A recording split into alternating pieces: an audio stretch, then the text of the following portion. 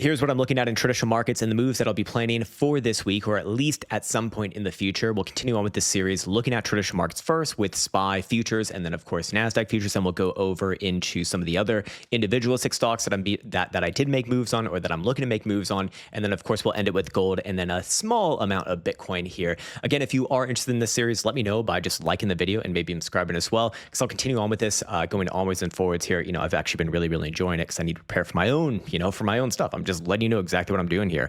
Anyways, so first things first, SPY futures, we did see the weekly time frame pullback. That was expected. We did see it pull back to that red 5 EMA here at about 6,800. That was also expected. And most importantly, during the pullback, we did not see it violate the prior week's low. So ultimately, this thing is still in a very strong position, meaning that I do believe that it is on the verge of breaking out. But still, the method of declaring a breakout is the same as before. Need to absolutely see a closure on a daily time frame and no less above this very important horizontal line right here at about 69.27.5. Above there, that does initiate two generalized targets, both for the medium and the more shorter term. The short-term breakout target would be about 70,065, let's call it, and the more sort of medium, maybe even slightly long-term target, this would probably be sometime in 2026, would be at around 72.75 and change. So ultimately, that's the areas that we'd be looking for upon confirmation of a breakout. But again, it is very much contingent upon the ability of this thing to close above 69.27.5. Until that happens, there is still, a potential for a bit more of some sideways, maybe even a little bit more downside as well in the short term. If we do see another leg to the downside, I would be looking for a retest of this diagonal trend line right here, which should line up with the green 55 EMA. And when that does happen, you may see a wick down around that region. Tentatively, let's say that's going to be like 67, 69. So that might be a good intra-week pullback target. And if I do see something like that, personally, I will be looking to add. I have no major issues with this chart, especially as it is as long as it is above that number on a daily closing basis. And if it does lose that number, I do think that we could see, a much deeper pullback, obviously, probably re-meeting with one of our major monthly moving averages, that being the 5 EMA right here. And that would be about 67.20-ish region, 67.20 to 67.20 to 25 or so. I am less inclined to say that that's going to happen, but that's where I'd be looking for. And that's the next area that I'd be looking to put a little bit of money to work in this overall massive mega uptrend, which, to me looks like it's more or less continuing. Again, as we come into the end of the year here, I'm not bearish on this yearly. I'll put it that way. I'm not fucking bearish on that chart. Can we see pullbacks in 2026? Sure. But in my opinion, there is, that would be a major opportunity, and there is extreme likelihood of new all-time highs in 2026. So overall, I'm just looking to add to positions here. Those are my breakout areas, my breakout targets, and essentially where I'm looking to add if given the opportunity for, one more pullback. But for right now, this thing is more or less consolidating right around that yellow 21 EMA. That was our major target from last week on a pullback. And I do think that this is, it very well might just bottom here. So that's what I'd say. Until you actually do see it take out last week's low, I wouldn't be looking for an aggressive pullback just yet. And it is important that it did bounce right before last week's low as well. That is important. So now I would go as far to say that this week's low, the one that we just had, is going to be a good pivot going forwards, meaning that if you do take out this week's low, okay, yeah, then we can start to talk about some of those lower targets first getting hit before some upside price action. But again, I do think that that's a little bit less likely. We do have some hidden bullish evidence on the current higher low that we did see. And basically all higher term timeframes to me just look like they're in trending motion. Here's your bi-weekly timeframe continuing to ride the red 5 EMA.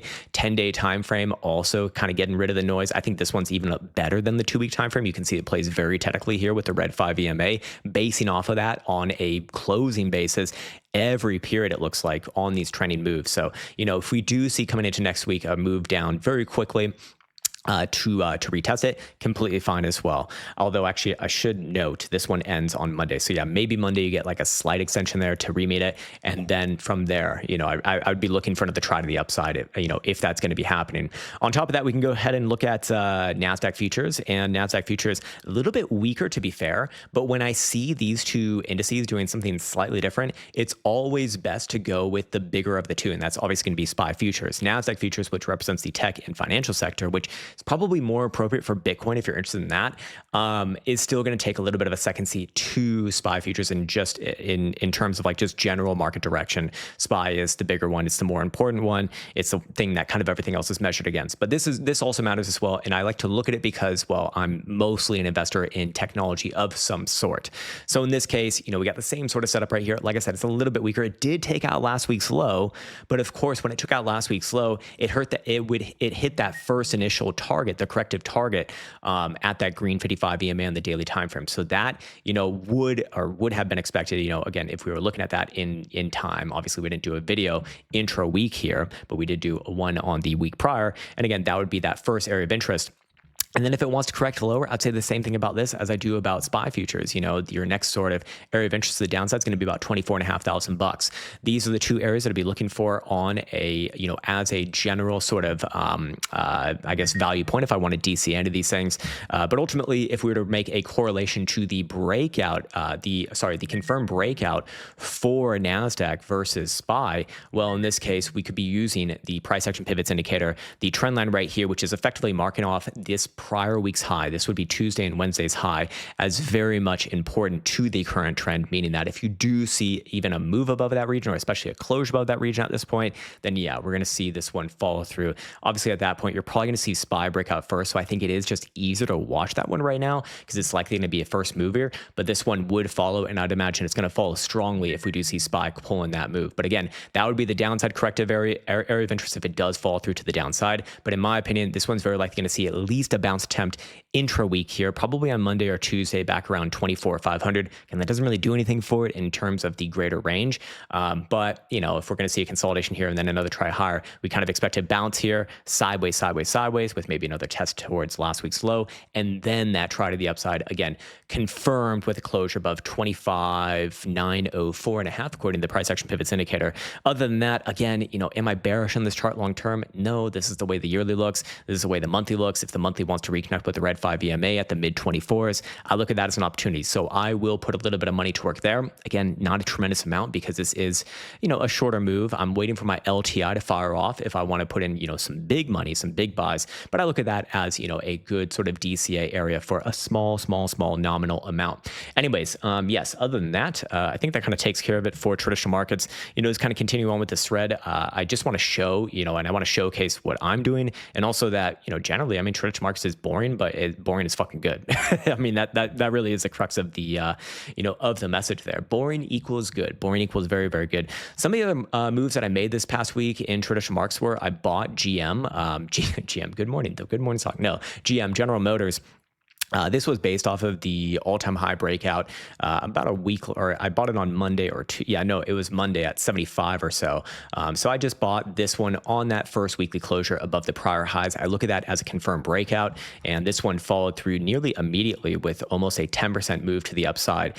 So not bad right there. I do think that this one does have more to go, but again, full disclosure, I do own this thing. Tentatively speaking, I am looking at this trendline extension from the price action pivots indicator as a general area of interest, probably between the end of this year and the end of first quarter of 2026, and that'd probably be meeting up with price action around very high 80s, like 88 to 90 bucks.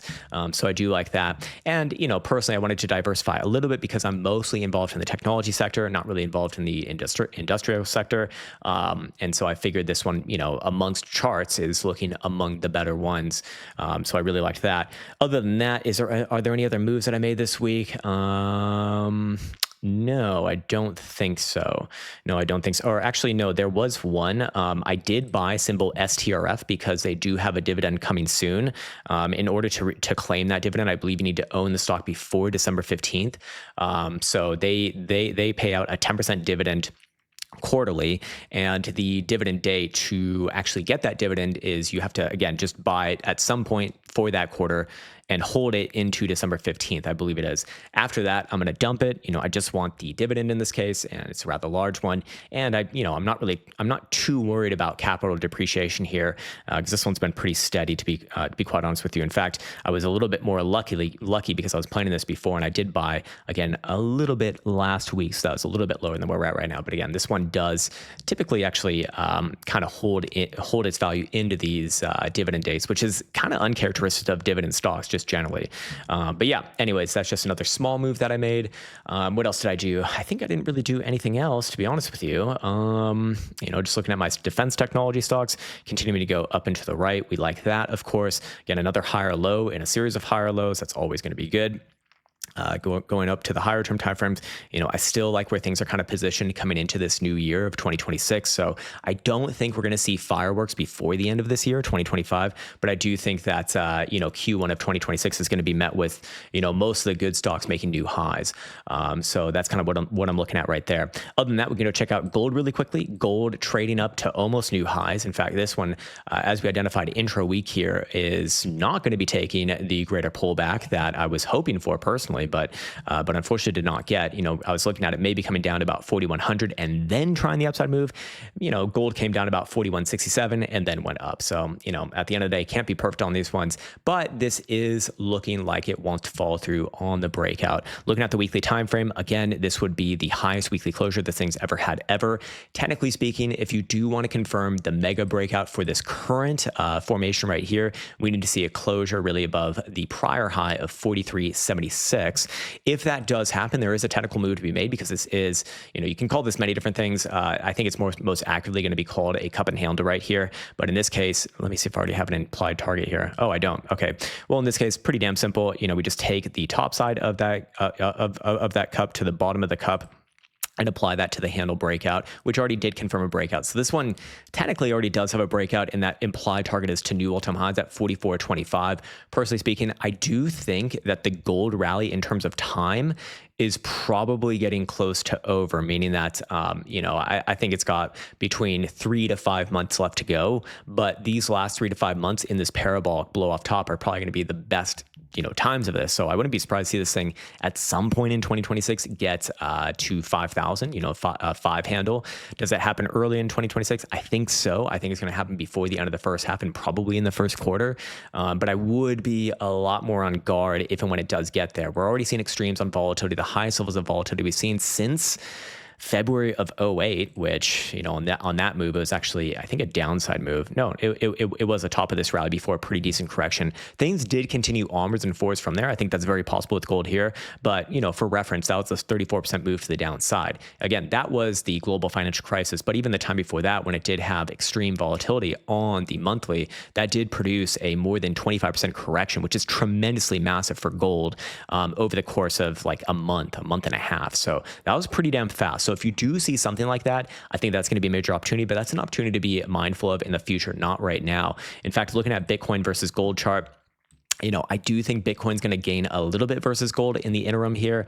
I do think that Bitcoin has a rally versus gold, but I don't think that this chart is reversing into an uptrend. I think that this is a technical breakdown. We did have a symmetrical triangle right here, and that does have an implied target to the downside, and that is lower than where price action is right now. So at some point, I do think it will come down to about $17.50, somewhere around there. But before that, there should be a rally. So Bitcoin should theoretically gain some value versus gold.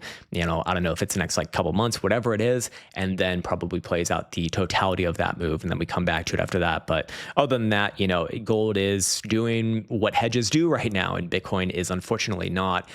Even silver is doing a much better job than Bitcoin as of this moment. Maybe let's go check out some Dixie here too, some old Dixie.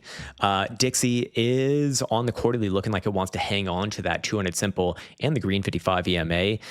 So ultimately, this really does have a potential to be a higher low here, but in the short term, I am looking for this thing to come back down because we do have a downtrend. We do have a lower high at the green 55, which is very technical. We also have hidden bearish divergence here as well. So in the short term-ish, over the next month and a half, I do expect it to come back down somewhere, or I guess my LARP line's already got it in there, but somewhere around these lows that we saw from the summer of this year. So that could be a tailwind for some things, but again, Dixie hasn't really been operating like that, as we would have expected in the past, but just maybe something to be aware of here.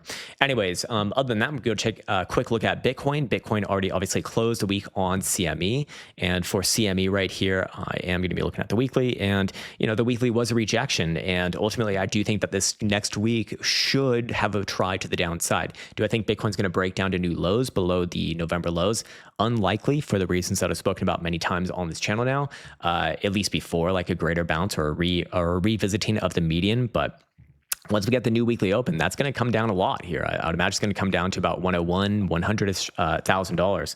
So I got a little puppy in my lap right now. She's coughing. Hey, are you okay? I wonder if you guys can hear that. It kind of got me. I think it's kennel cough or something like this. Anyways, maybe she'll say hi during the end of this video. Anyways, yeah, so as the weekly goes for Bitcoin, yeah, I do expect a downside test this week, probably to the mid or low 80s, probably low 80s, 83, 84. Okay, are you okay? All right, she's just resting right now. Anyways, can't be so animated. We've woken up the poor little pup. Anyways, yeah, so going back down to the daily, again, here is the way that CME closed at the end of this week. Not great. So I do look at this one as likely to come back down to low 80s, maybe even all the way back down to the low of November, just not closing on new lows, because we still do have the 5-day volatility contraction setup available, which is still contracting quite severely here. So I think that we're going to see this one retest the median very soon, but that's probably going to be because the median comes down a lot, to be honest with you. Hold on, she's trying to jump off my chair and she can't be doing that. All right. Anyways, yes, I think that's probably going to do it for me this week, or sorry, for this Sunday. Again, we'll continue to carry on with this weekly series. Hopefully this was in some way helpful. And again, watch those pivots. I would really keep a keen eye on SPY. I look at that one as likely to be the initiator and first validation of any major signals, and the rest of them should follow through. So if you want kind of a bit of a quick, heads up that something's going to happen, watch that one this week. That's going to be the first mover. Very, very, very, very likely. Anyways, I'm going to sign off on that note. As always, I wish everyone the best of the best. Take care. Much love, and see you hopefully soon. And wait, is doggy ready? No. All right. See you tomorrow. Take care and much love.